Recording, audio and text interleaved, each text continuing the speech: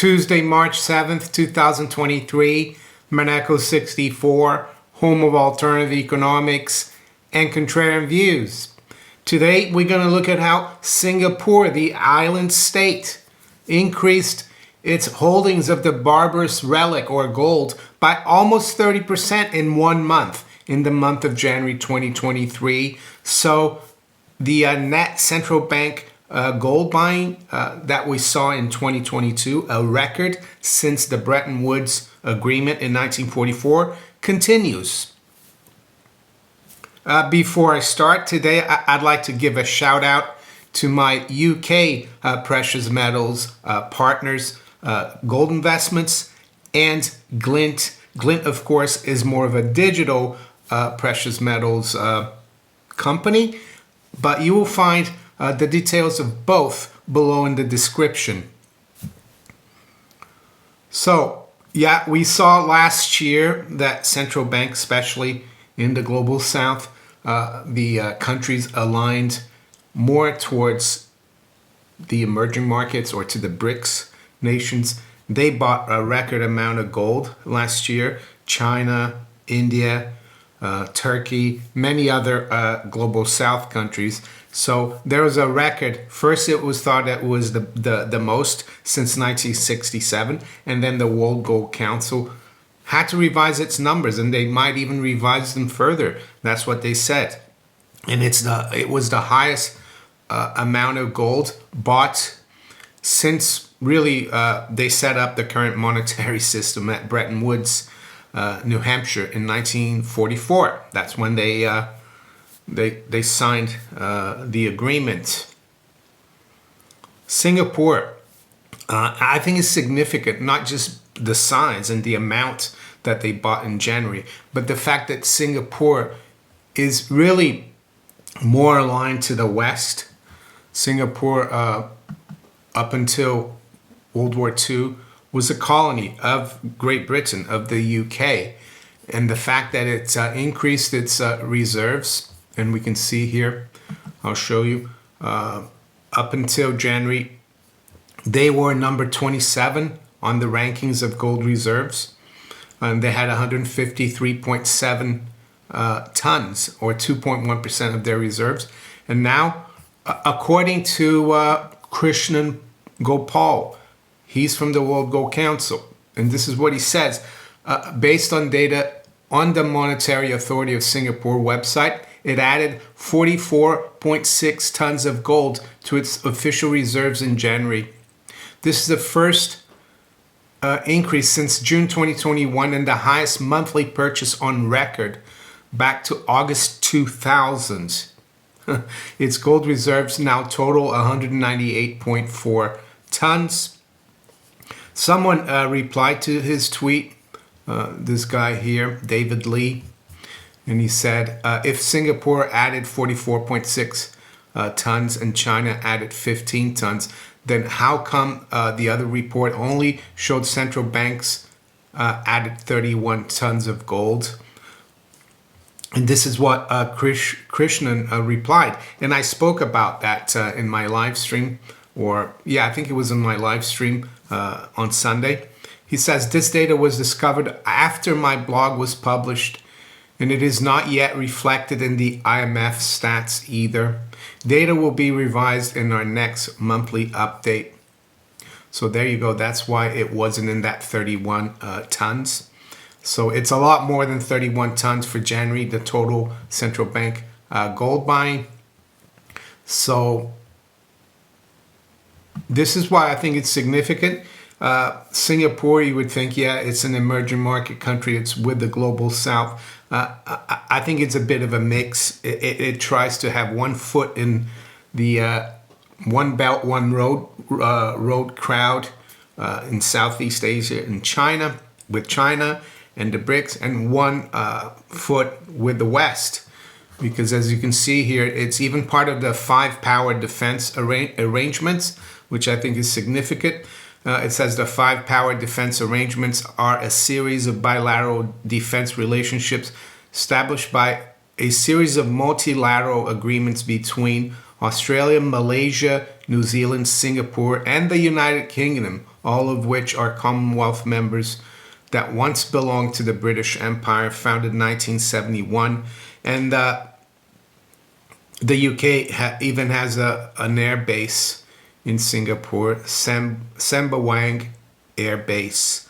So I think it's highly significant. It shows there's something going on here. All these countries accumulating a lot of gold, 44.6 tons in 1 month, and they've increased their reserves by almost 20%. It's 29%.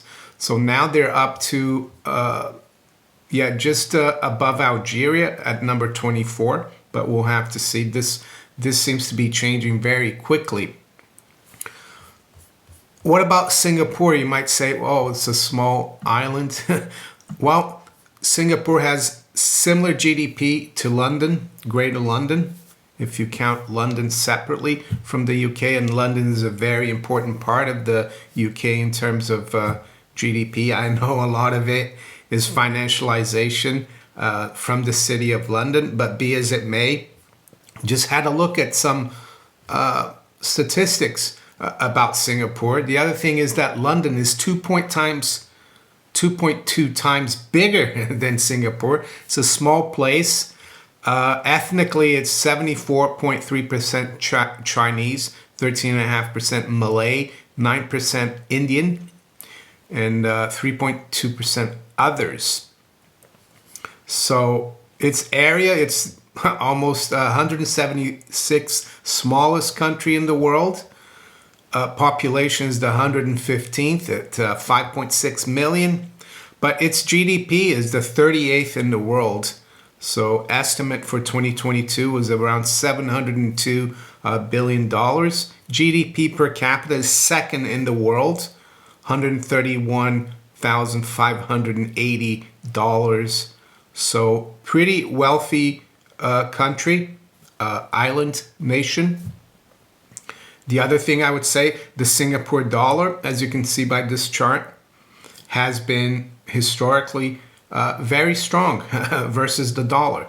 The dollar has actually come off since 1960 versus the Singapore dollar. So it looks like the Singapore Monetary Authority has done a good job with its currency. Of course, versus gold, it's still down, I think, about 96%.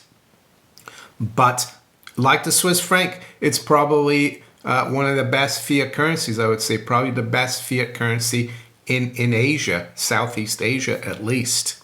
A lot of people were asking whether 22 was going to be an aberration, and then in 2023 we'd go back to normal in terms of central bank gold buying. What do I think this means?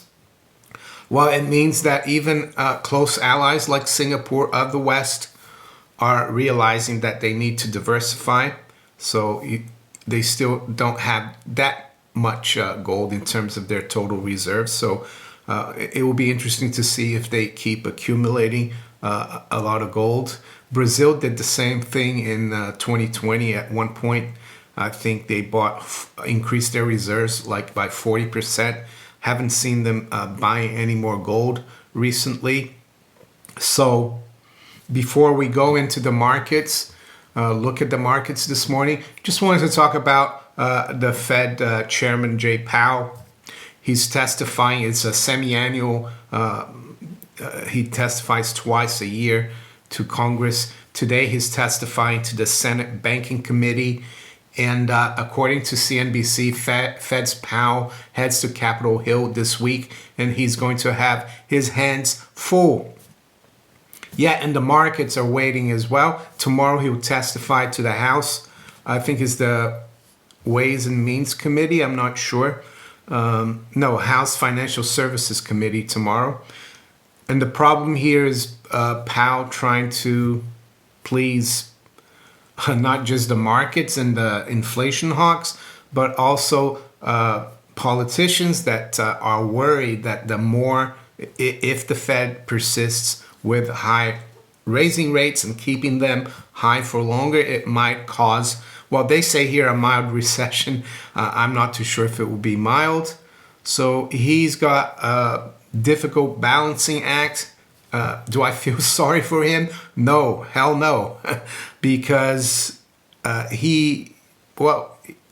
it's the Fed's own creation, all this inflationary pressure, and I don't think they will succeed in the end.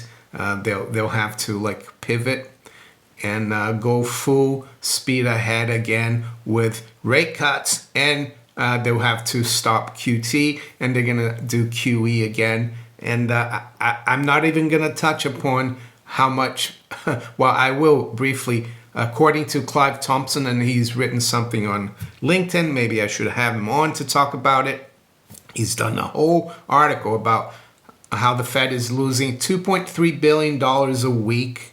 Yes, $2.3 billion, and how they have unrealized losses of about $800 billion on their portfolio of long-term treasuries. So the Fed is insolvent, but of course the Fed doesn't play by the rule of law, does it? And eventually someone's going to have to pay for this. Will the Fed really ask you, the taxpayer in the US, to finance its losses? I think that would be outrageous. I think one of the cards they have is to use the gold certificates that they hold, revalue the gold price, and that wouldn't be out of the realms of possibility. Even the Dutch central bank head last year said they could use gold to revalue and reliquify their balance sheet. Right now, the Fed has 260 million ounces, I think, which is in Fort Knox and other depositories, supposedly. And that's represented by around $11 billion as gold certificates on the Fed's balance sheet.